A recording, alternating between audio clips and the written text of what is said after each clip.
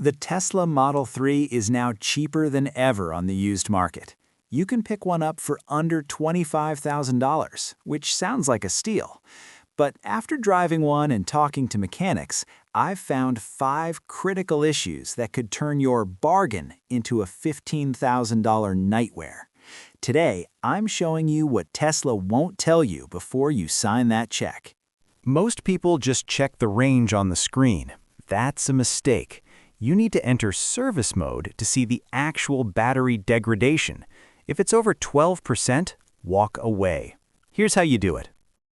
If you want a Tesla and you want to see the battery health, click on the car button, click on software, click and hold the model number for a few seconds, and this window will come up. You're going to type in service, click OK, click enable. Okay, just be careful in here. You're going to click on battery, high voltage, and you can see I have 100% battery.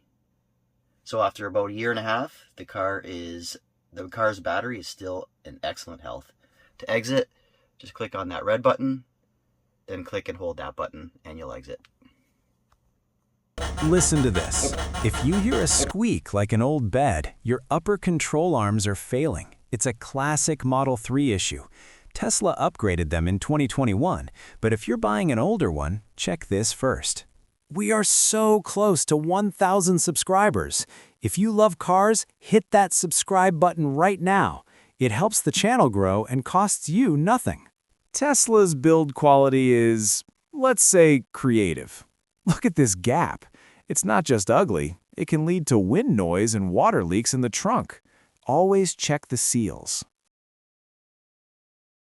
If you live in a cold climate like Chicago or Norway, avoid pre-2021 models. They use a PTC heater that kills your range in winter. You want the heat pump model. Look for the black trim instead of chrome. That's the easiest way to tell. The car is cheap to buy, but expensive to keep. Insurance for a Tesla in the US is often 30% higher than a Honda.